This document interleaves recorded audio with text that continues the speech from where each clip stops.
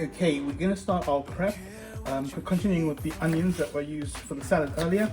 We're going to use the rest of that onion for the curry tonight, so just making sure it's nice and thin slices, cook and create a nice gravy for the curry tonight. Okay, this, we want it too small, we want it thin enough so that it can go translucent very quickly. So the kind of consistency the onion you're looking for is somewhere around there.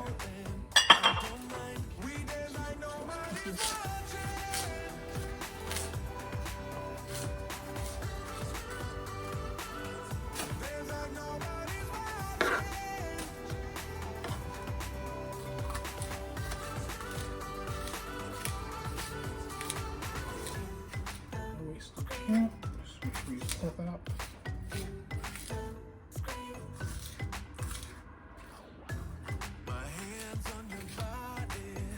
This is definitely my least favorite part, is actually doing the onion.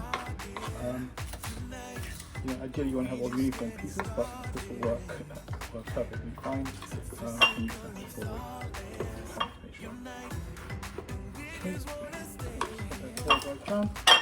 The next important step is to prep your tomatoes.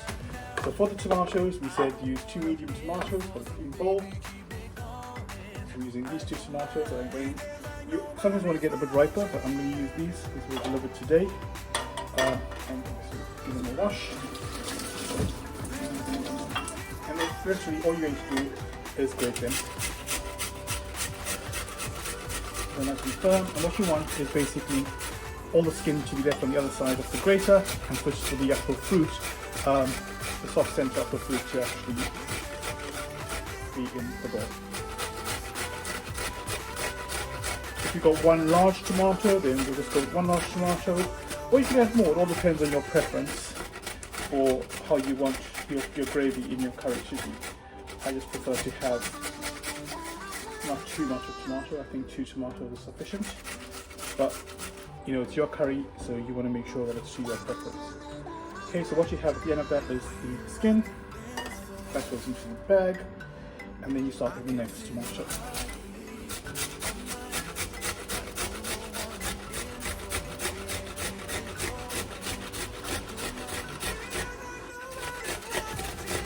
It's so important to get your prep done ahead of the actual cooking, and this way ensures a very quick cook, and your actual dish is ready within 30 minutes, and you can enjoy it straight away because you tied up the kitchen, there's no mess lying around, and you're ready to eat once that's cooked. So the last one's off there. You can stop and you know all your tomato is in the bowl. And there you go. So that's what's left. Take that away. And now you should have a lovely smooth tomato.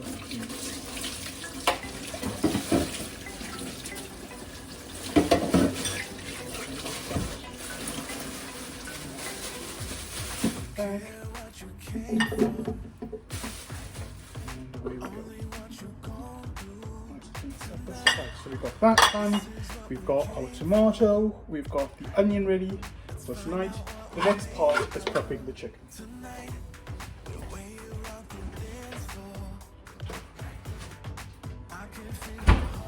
Now, really important, in the UK, you're advised not to wash chicken. I know in South Africa people do wash their chicken, but in the UK the chicken's fairly safe, and in order not to spread any salmonella or other types of bacteria, you've asked not to wash chicken. Really, really important, right? So do not wash your chicken if you're cooking in the UK. In South Africa, follow your local laws and regulations around health and safety for your chicken.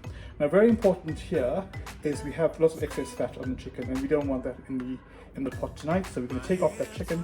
Very simple. Just take your knife, hold it against the fat, pull down firmly, and that fat comes off very easily. So you're going to continue to do that for all of the pieces, just removing any excess fat. Now, I use chicken thighs, and the reason I use chicken thigh is very, very flavoursome. Unlike chicken breast, which dries out fairly quickly, this has lots of moisture and it's got a great taste. So it's more what we call the red meat of the chicken. Really, very tasty. It's so simple to clean as well. Get the right right chicken. So I get my chicken from Ocado. They seem to be very good quality, but you can get chicken from any supermarket. I think cooking a whole portion of this curry for a family of say 3 to 4 people, you're looking at about £5. So, you know, even probably less, just depends on the spices. Because remember, the spices you'll be using again, over and over again. So initially, yes, there's a bit of a setup cost in getting your pantry stocked up with all the right spices and ingredients. But longer term, you get to make many dishes out of them. So that's our last piece there, just removing the excess bit of fat. It's coming off the chicken, and then it's nice and clean. Now, if you want to use gloves to handle your chicken, you can do that too. I normally use gloves, but today I'm not. So I'm going to show you, because not everybody has gloves, and I'm going to show you sort of how you would be working as well. You will inside and stuff. Now, really important after this is to wash down this area and to sanitize it. So using your, whatever you use, either bleach or some other disinfectant that you would use, given that we just touched the meat on this board. Also remember, always do your veg first before putting meat on a board, or use separate boards. In this case, because I was putting stuff on the board and the onion, I've used the same board, but ideally you don't want to sort of contaminate your meat, so you do that separately. Okay, so we can check all the meat's been done. Yep, no fat on there. Brilliant. And then all you're going to do now is just cut little chunks. So what sizes do you want to eat? Roughly about that size. So you just keep chunks of meat. Yep, there.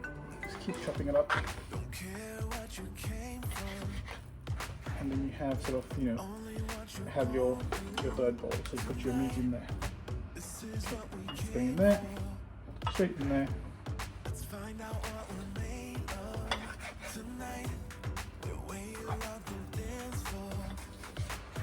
Because you're using the thigh, remember it has some rivets in it, so that's fine. That'll just cook away in your curry.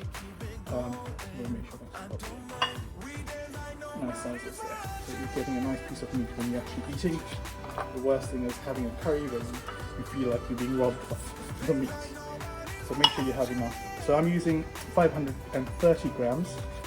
So I like 518 grams of chicken. That was delivered today. So it's fresh chicken.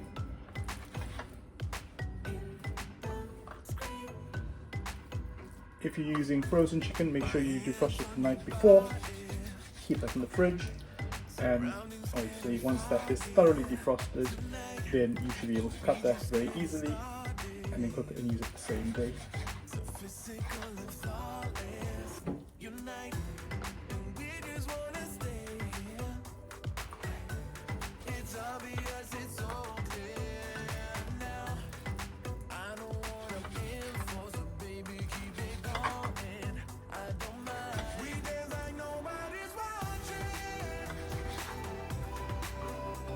Okay, it's making good progress, very quick, almost there. So you can see it doesn't even take that long to prep. So if you organize, you get your prep done, it's just going to make the whole cooking process so much easier tonight when we come to cook. It's literally adding the ingredients into the pan and starting the cook. So making sure we braise our spices correctly, and then presto, your dinner will be cooked. Right, so that's the meat done. We've done the chicken. Put that in the bin. We can go straight into the bin. We've got my bag, punch the bag, everything's in there. Peel that off and put that into the bin in a second. And then we can wash down the board and get this all disinfected. So before I touch those other dishes, I'm going to make sure that I wash my hands. It's very important.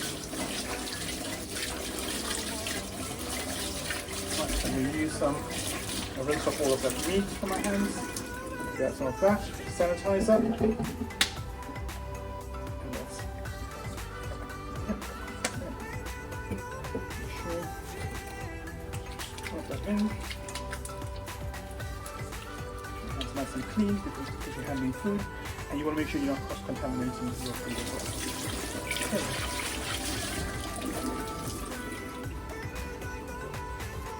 Okay. have my favorite thing in the world, which is hand towel. Can't live without that. Put that down. What you do is just take that off there, like that. So this hand towel, water, and then what I'm going to do is spray down the surface in a second. Okay, first thing I want to do is cover up my chicken. So I'm going to use some foil. Take my chicken out of the way. That's now ready to go into the fridge.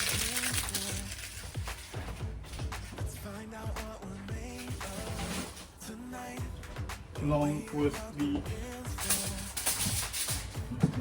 others.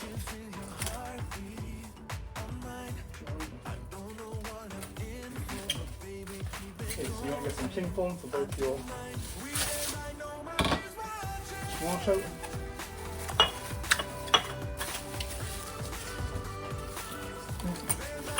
Sealed into the fridge, ready for this afternoon. Chicken cleaner, spray that thing.